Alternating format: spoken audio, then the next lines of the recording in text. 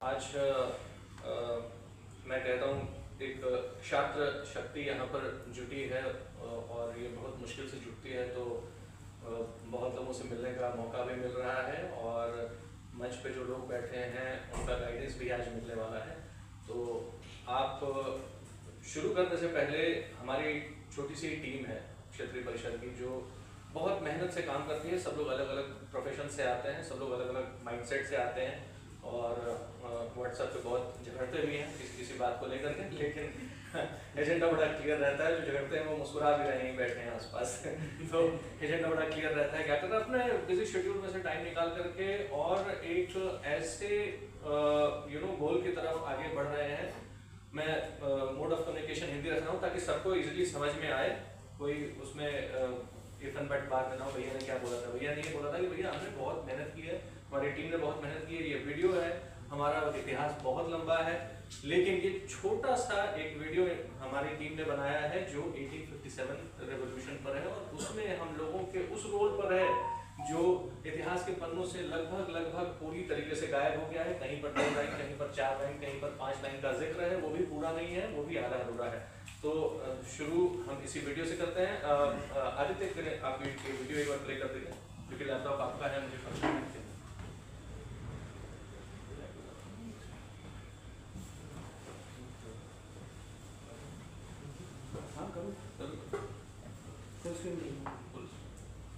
दुनिया से गुलामी का मैं नाम मिटा दूंगा, एक बार जमाने को आजाद बना दूंगा। बंदे हैं खुदा के सब, हम सभी बराबर हैं, ज़र्ब और मुफलिसी का झगड़ा ही मिटा दूंगा। कौम पर कुर्बान होना सीख लो ऐ हिंदियों, जिंदगी का राज़े मुजमिर खंजरे कातिल में है। आजादी की लड़ाई की याद दिलाती ये प्रसिद्ध पंक्तियां पंडित राम प्रसाद बिस्मिल द्वारा लिखित हैं। Ram Prasad Bismil Hindustan socialist republican army के संस्थापक थे। हमारे साथ मयंक सिंह जी हैं, assistant editor the new Indian express. ये डिफेंस में इनकी बायलाइंस आप पढ़ते होंगे। हमारे साथ दिनेश चौहान जी हैं, IISc बैंगलोर से हैं, पहले जी में थे और अब स्टार्टअप अपना शुरू किया है। एंड हमारे साथ बहुत सौभाग्य है कि आज मिलने का मौका मिला। डॉक्टर संजय कुमार जी हैं, हार्वर्ड एलुमनाई हैं और आप पहले तारीफ जानिए उसके बाद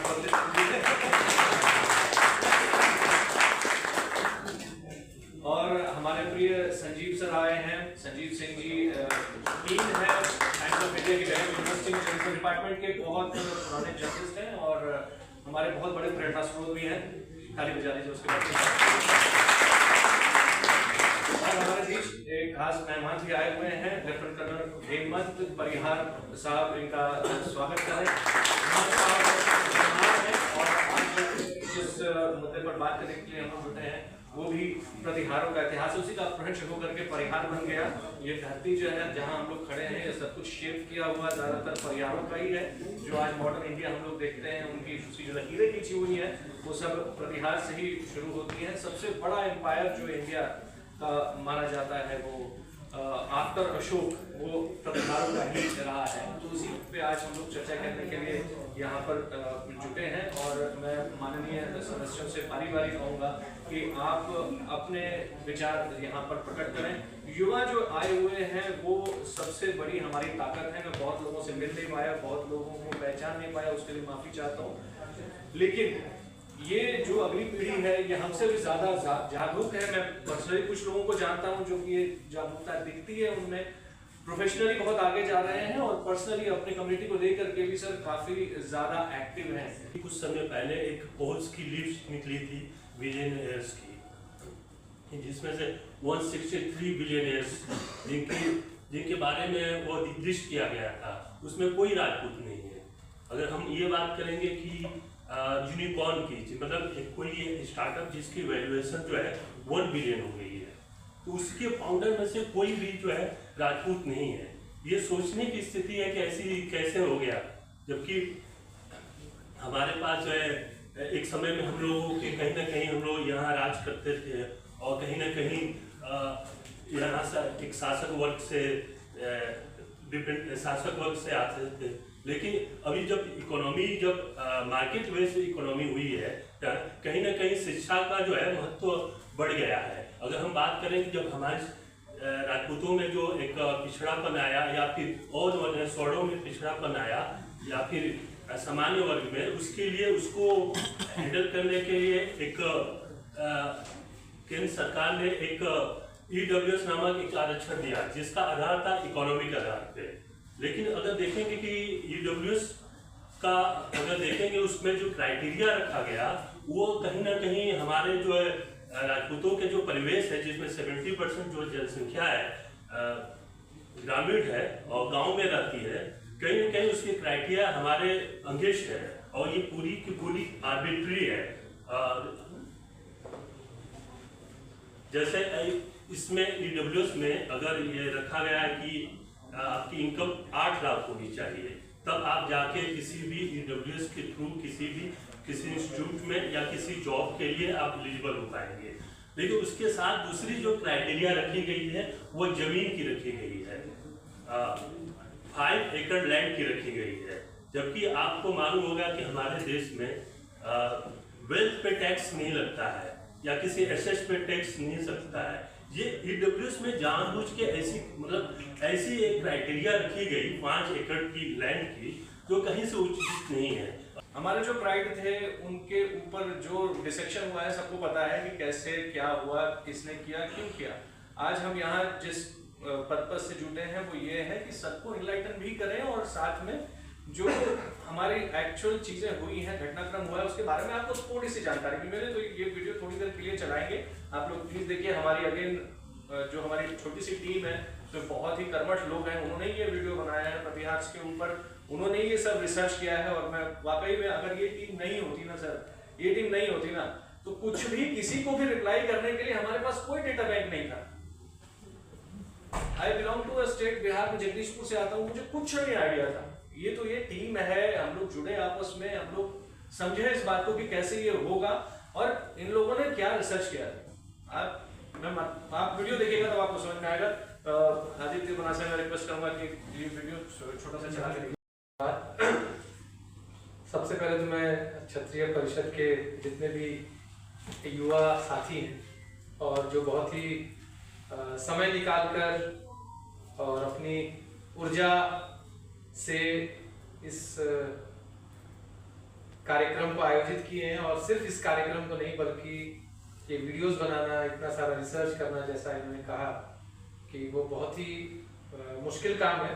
अपने अपने समय से अपने अपने काम को छोड़कर, या अपने काम के अलावा कभी भी आप कुछ भी कमिटमेंट है आपका, सोशल कमिटमेंट है, तो बहुत बड़ी बात होती है। तो आप सब बहुत बहुत धन्यवाद के पात्र हैं, और मुझे लगता है कि आप सबको इनके लिए जोरदार ताली, ताकि इनका मनोबल ऐसे ही बढ़ा रहे और सबका साथ भी बना रहे। ये बहुत जरूरी होता है। ये सिर्फ मोमेंट के लिए नहीं हो कि हम यहाँ पे इकट्ठे हुए हैं और ये 2 घंटे के लिए हम मिल रहे हैं, तो इसी समय अपनी ऊर्जा और अपना साथ दे रहे हैं। बाकी इनको जब भी जरूरत हो, मेरे हिसाब से सब लोगों को जिसकी जो शक्ति हो, जो ऊर्जा हो, जो विचार हो, उस तरीके से सबको साथ आना चाहिए। सबको इसमें मिलकर काम करना चाहिए। ये सिर्फ 5 लोगों या 10 लोगों की जिम्मेदारी नहीं है।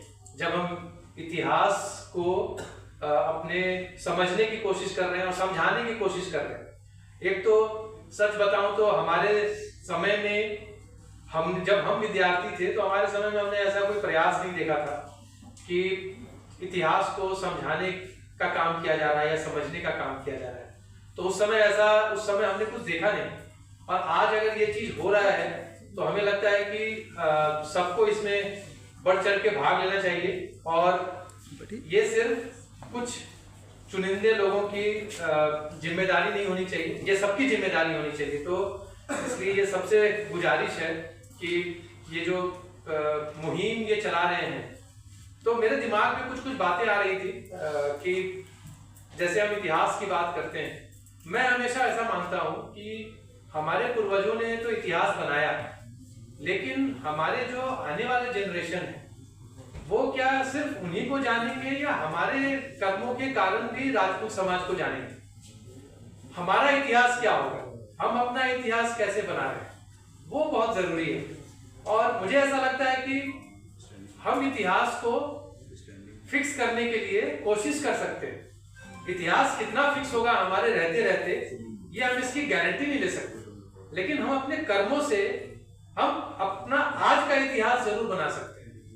मेरा ऐसा मानना है, मैं शायद इसमें थोड़ा सबसे भिन्न भाव रखता हूं, लेकिन मुझे ऐसा लगता है कि हम लोग सबको ये मौका मिला हुआ है, तो हम जो प्रयास करें क्षत्रिय परिषद की तरफ से, मुझे पता है कि उसमें सब प्रयास कर भी रहे हैं, वो एक इतिहास को संजोगने के लिए, इतिहास को समझने के लिए और समझाने के लिए, खुद को समझने के लिए, और हमारे जो बच्चे हैं, हमारा जो आने वाला जनरेशन है, उसको समझाने के लिए हम क्या करें। तो एक ये भाग है जिसमें हमारी भूमिका बहुत इंपॉर्टेंट है।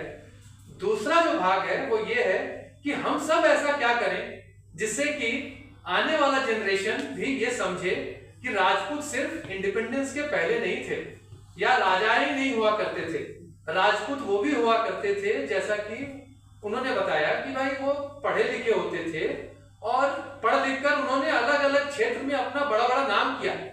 और आज के हिसाब से आपको अपना अस्तित्व बनाना है। आज के समय में आप भाला चलाकर और बर्छी चलाकर आप अपना नाम नहीं कमा सकते। आज आप तलवार चलाकर अपना नाम नहीं कमा सकते, क्योंकि वो समाज बदल चुका है, समय बदल चुका है। तो आज की ताकत सबसे बड़ी क्या है, वो है कलम, जो उन्होंने कहा, और मैं उसी को दोहरा रहा हूं। और मुझे ये लगता है कि शायद मैं पिछली बार भी आया था तो मैंने इसी पे फोकस किया था, क्योंकि मैं शायद यही मानता हूं कि अगर हमें अपना इतिहास बनाना है, आगे का इतिहास बनाना है, आज के समय में हम ऐसा छाप कुछ छोड़ के जाएं जो कि हमारे समाज के जो लोग हैं वो ऐसा माने कि उन्होंने ऐसा काम किया, हमें भी ऐसा काम करना चाहिए, या हमको उससे और आगे जाना चाहिए। एक पिता क्या चाहता है? एक पिता हमेशा यही चाहता है, या पिता या पेरेंट्स क्या चाहते हैं? वो ये चाहते हैं कि जहां तक हम पहुंचे, जहां तक हम नाम को लेकर आए, उससे आगे हमारा बेटा नाम लेकर जाए। तो अगर हम अपने इतिहास को समझना चाह रहे हैं, देखना चाह रहे हैं, तो हमें आज के परिवेश में, आज के परिप्रेक्ष्य में हमें यह समझना होगा कि हम लोगों को आगे कैसे जाना है। तो ये दो भाग है, जिन दोनों भाग पे हम सबको काम करने की जरूरत है। एक भाग है इतिहास को समझने का और समझाने का, दूसरा भाग है इतिहास बनाने का।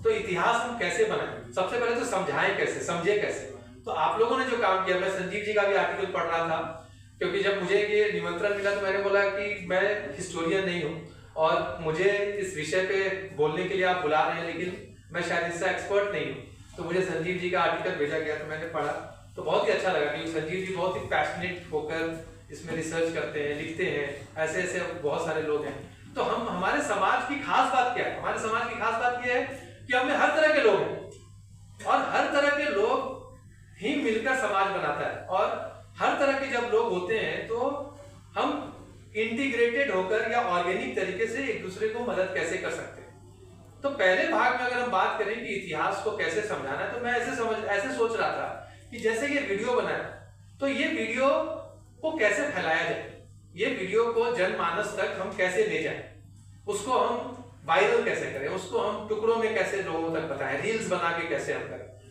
बच्चों तक कैसे पहुंचाएं। क्या हम इसके अराउंड कुछ गेम्स क्रिएट कर सकते हैं? क्या इतिहास का गेम्स बन सकता है, क्योंकि बच्चों को गेम्स के थ्रू चीजें समझ में आती है। तो हमारा जो राजपूत क्लैन का जो बच्चे हैं उनको कैसे समझ में आएगा? उनको आप या तो बैठ के समझाओगे, या तो आप ऐसे टूल्स दे दो, ऐसे टूल्स डेवलप करो जिस टूल्स को यूज कर वो खुद समझ जाएं कि हमारा इतिहास क्या है, और वो फिर इसके बारे में बात करें चाहे नहीं करें, कम से कम अंडरस्टैंडिंग तो क्लियर हो, समझ तो बने। आज के समय में तो बहुत लोगों की समझ ही नहीं है, क्योंकि आज आप अपनी लड़ाई में इतना ज्यादा लगे हुए हो, आपको अपनी पढ़ाई करनी है, नौकरी करना है, बाल बच्चों को बड़ा करना है। तो आज की लड़ाई तो बड़ी अलग लड़ाई है, क्योंकि जमीन जो आपके पास है, इन्होंने कहा कि जमीन तो हम बेच नहीं सकते, जमीन का आप कुछ कर नहीं सकते, है ना, ज्यादातर खेती हो रहा है या बटाई पे आपने दे दिया है। तो जो आपके पास है उसमें आप इतना लगे हुए हो अपने जीवन में कि आप अपने बच्चों को ये समझा नहीं पा रहे, और ये इतिहास और वाइडन होते जा रहा है इतिहास, और हमारी जो समझ है वो और वाइडन होता जा रहा है ना। तो इसलिए सबसे जरूरी है कि हम ऐसा कुछ काम करें जिससे कि बच्चों के बीच में हम कैसे ले जाएं इस बात को, वीडियोस के थ्रू, गेम्स के थ्रू। तो ये क्षत्रिय परिषद के जो वॉलंटियर्स हैं उनसे मेरा आग्रह होगा, और हम लोग भी उसमें मदद करेंगे। हमसे जो मदद की आवश्यकता होगी हम भी उसमें मदद करेंगे। हमें ये कैंपेन के तौर पे चलाना चाहिए। जैसे आज समाज धीरे धीरे बढ़ रहा है, जब हम लॉ फैकल्टी में गए थे तो कुछ और लोग थे, यहाँ पे वो लोग भी हैं लेकिन कुछ नए चेहरे भी हैं। तो इस तरीके से जैसे हमारा आउटरीच बढ़ रहा है, तो इस आउटरीच को और बढ़ाने के लिए हमें स्ट्रैटेजी बनाना चाहिए, और उस स्ट्रैटेजी को कैंपेन के तौर पे चलाएं, ताकि हम रिगरस तरीके से इसको हम हैमर करें। जैसे कि गुर्जर लोग कह रहे हैं मीर भोजी के बारे में, उस तरीके से हमें भी हैमर करना है अपने समाज के लोगों को, कि हम अपना इतिहास हम उनको बताएं, और हम अपने इतिहास को जब बच्चों को बताना शुरू करेंगे तो हमें भी क्लियरिटी आएगी। होता है ना कि जब मास्टर पढ़ाता है तो उसकी भी क्लियरिटी बढ़ती है, उसके अंदर भी वो भावना जगता है। वो मैथ्स का टीचर होता है, उसको एक एक फॉर्मूला रटा हुआ रहता है, तो हम सबको भी वो समझ में आएगा। तो इस तरीके से एक कैंपेन, एक मुहिम हम लोगों को चलाना चाहिए, ताकि हम बच्चों को समझा सकें। हम अपने समय का इतिहास अपने अच्छे कर्मों से बना सकते हैं। आज के समय में, आज के परिप्रेक्ष्य में जो हमारा वर्चस्व है, अगर हमको वर्चस्व लेना है, अगर हमको वर्चस्व बनाना है, तो उसके लिए जो भी जिस क्षेत्र में है उस क्षेत्र में आगे कैसे बढ़े, और वो आगे बढ़ने में हम एक दूसरे को मदद कैसे करें, एक दूसरे को समाज में कैसे मदद करें, ये बहुत ही जरूरी है। कि आज अगर हमें किसी चीज की जरूरत पड़े, कोई भी एक पर्टिकुलर चीज समझना हो या जानना हो, या कहीं कनेक्शंस चाहिए, या कहीं पर हमें आगे बढ़ना है, हमें अगर रुकावट पैदा हो रही है, तो हमारे अंदर ये इतना कॉन्फिडेंस होना चाहिए कि हम अपने समाज के लोगों के पास जब पहुंचे तो हमें वहां से मदद मिल सके।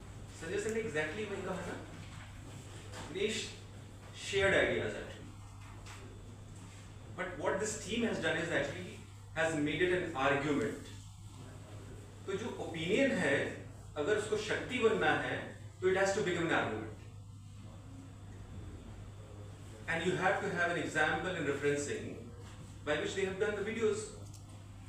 So a great task they have done. I was not expecting it, at least, so I am so happy for it.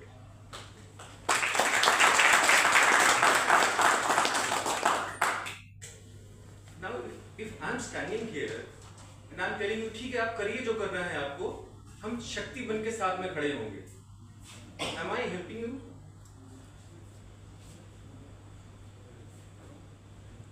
That's the difference we have to make. Take a right course and we are together. In that case, let's come back to their research now. Research आपने की, चीजों का मंथन किया. What is a Rajput and what is a Thakur and what is Kshatri? You know, when you were leaders, I'll bring you back from the history. This presence is very important. You are not the history. आप सिर्फ remember कर रहे हैं history को. You are trying to somewhere resurrect and correct the course of the history because of certain reasons. इन्होंने कहा कि don't expect that you are deep in thoughts. State उन्होंने बता दिया academics का आ गया आपका. Are we realizing that? हर तरह की पॉलिटिक्स हो रही है इंडक्शंस में भी.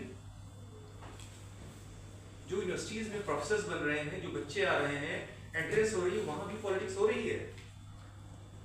इस वजह से आपका शायद आना साथ जरूरी पड़ गया. तो अगर आप आर्ग्यूमेंट अपना ढंग से रखते नहीं हैं तो आप रहेंगे कमजोर ही. लेकिन अगर आप लोग ये मान के चल चुके हैं तो जिम्मेदारियां ले ली हैं आपने. No, we hold that strength. Let's hold that strength. We stand together for all the powerful. जिस शक्ति को हासिल करना है आपको, वैचारिक हो, शारीरिक हो, सामाजिक हो. Financial parts also, material world also has to be under your control if you really have to make a difference.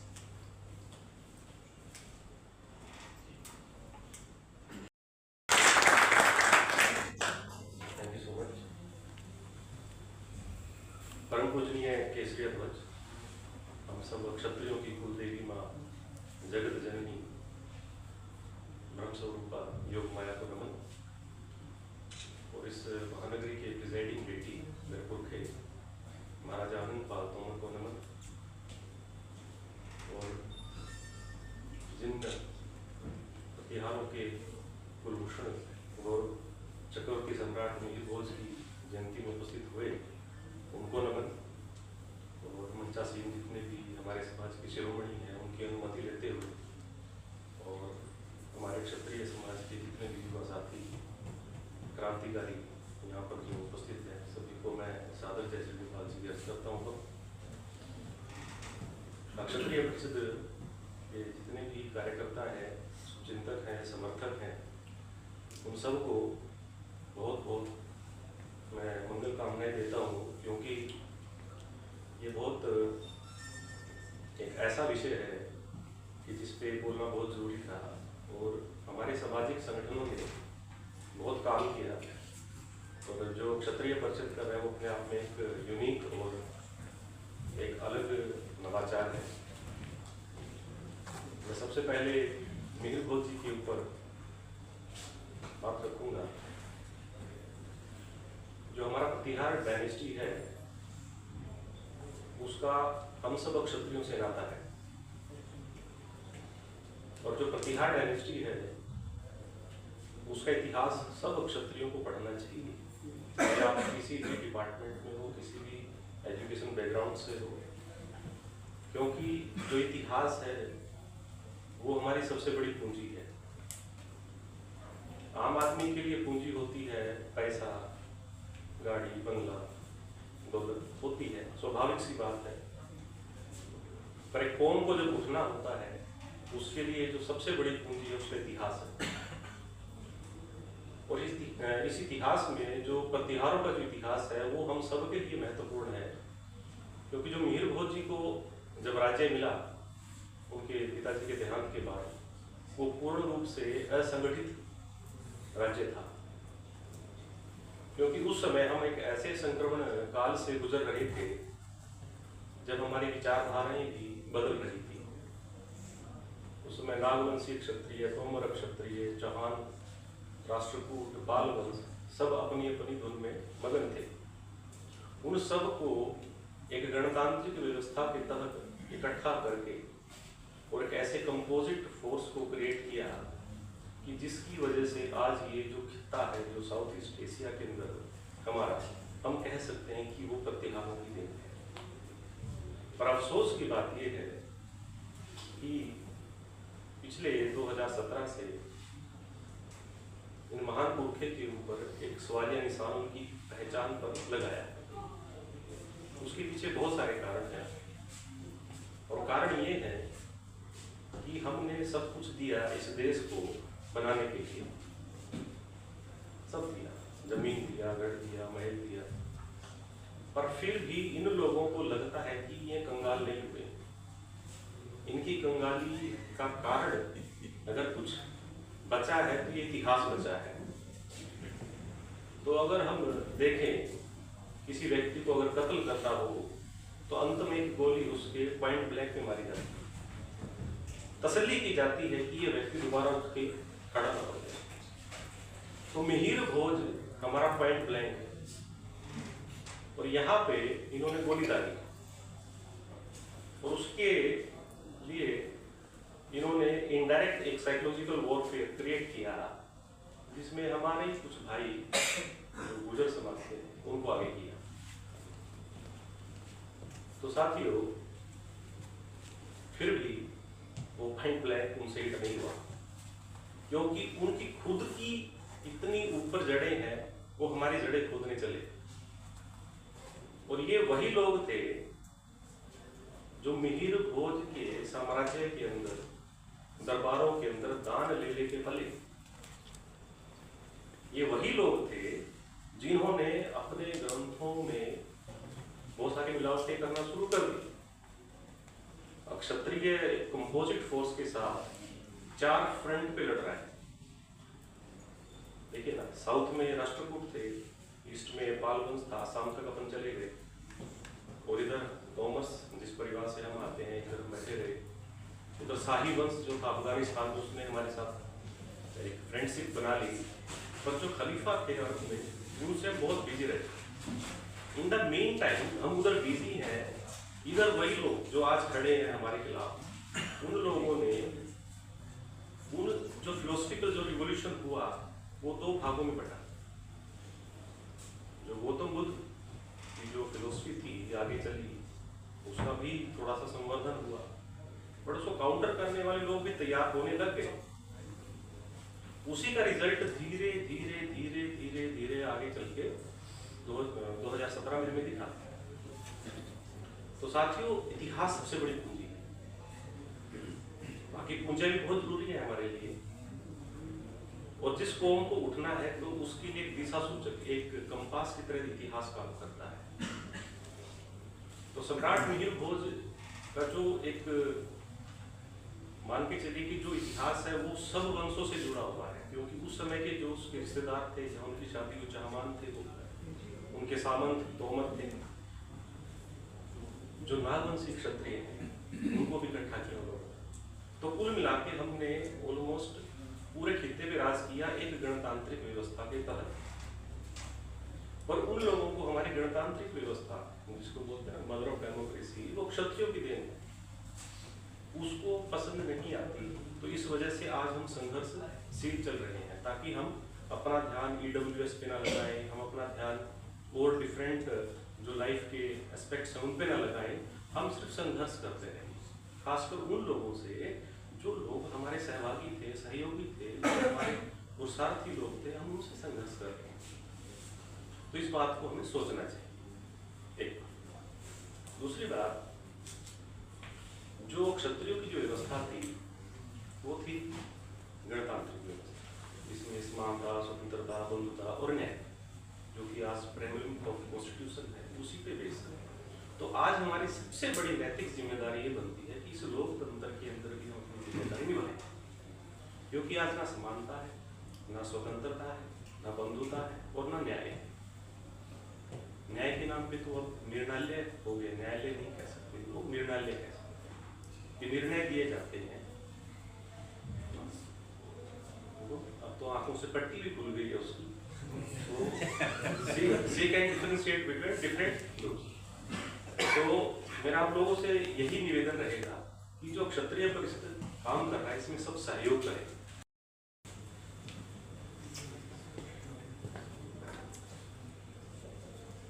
सर्वप्रथम माँ भवानी के चरण कमलों में मेरा सत सत नमन। यहाँ मंचासीन सभी महानुभाव, विद्वज्जन और आप सभी मेरे दोस्त भाई सभी लोग, सभी को प्रणाम। वैसे मैं लेट हूँ आने में, तो इसके लिए बहुत बहुत माफ़ी भी चाहता हूँ। और लेट आने के बाद फिर भी ये अवसर दिया गया तो इसके लिए आप सभी को बहुत बहुत आभारी हूँ, क्योंकि बहुत संक्षिप्त में अपनी बात रखनी है। तो विषय इतिहास से जुड़ा हुआ है।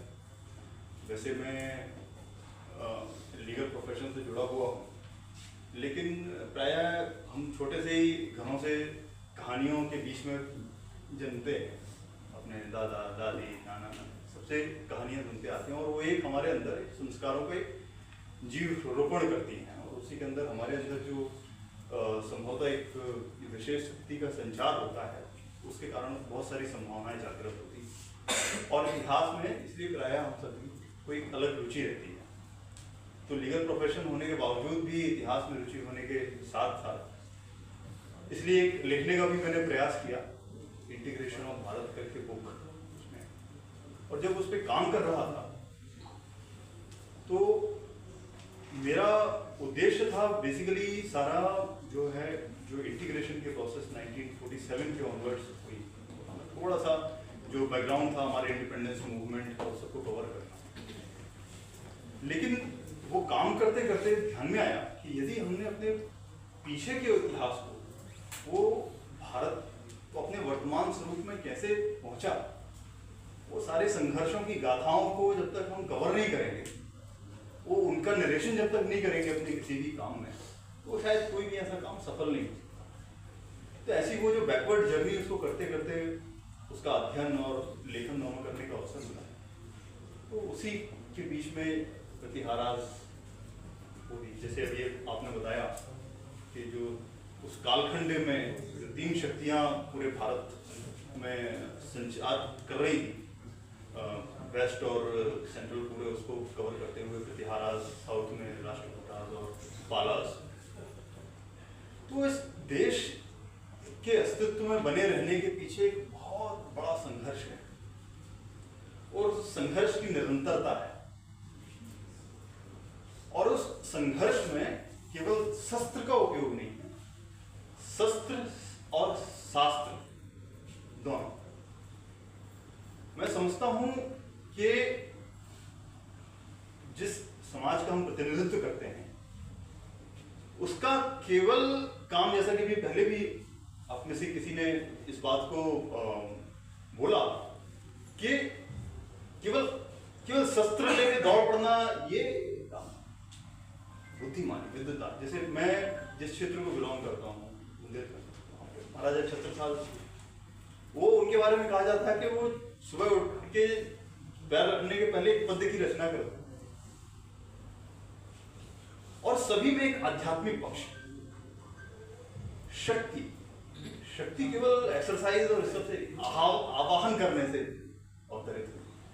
इसलिए जीवन में शक्ति के संचार के लिए अध्ययन की, विद्वता की और अध्यात्म तीनों की आवश्यकता। तंवर साहब ने बड़ा अच्छा एक्सप्लेन किया प्रतिहारों का क्या रोल रहा, और इस देश को बचाने में उन्होंने क्षत्रिय ताकतों को इकट्ठा भी किया और बहुत वर्षों तक उसको रोके भी रहा। अरब से जो आक्रमण हो रहे थे उनको रोके भी रहा।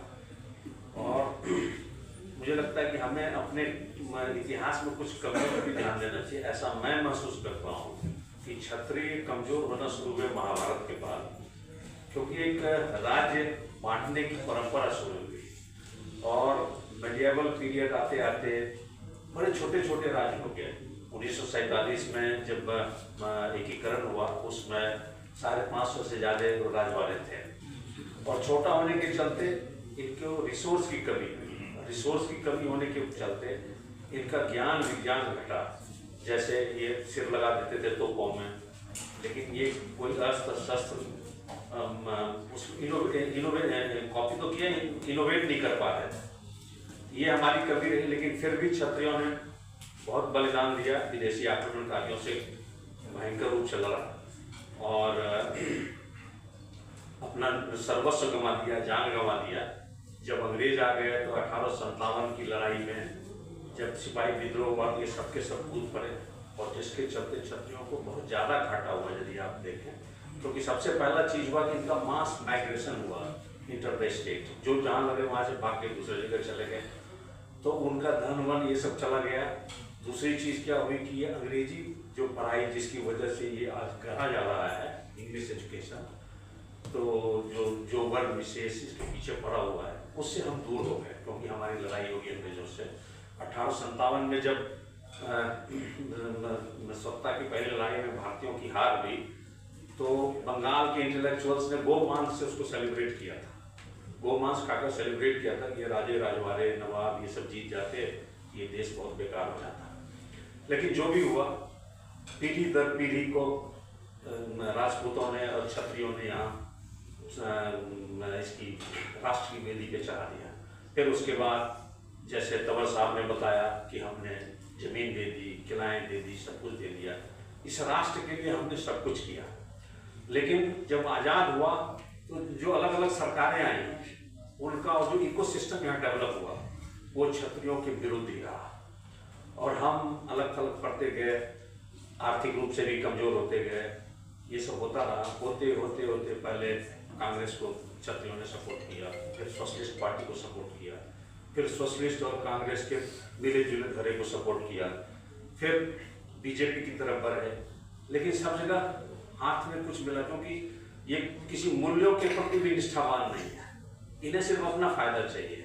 जैसे क्षत्रियों का एक रहा है कि मूल्यों के प्रति निष्ठावान रहे हैं। बहुत सी बुराइयां होंगी लेकिन मूल्यों के प्रति पीढ़ी दर पीढ़ी निष्ठावान रहे। लेकिन ये अच्छा घटना हुआ कि जो इतिहास की चोरी या हमें जो उन्होंने बोला कि भाई कनपट या सिर में गोली मार देना, तो वो जो उसकी जो तैयारी है इससे हम लोग जग चुके हैं।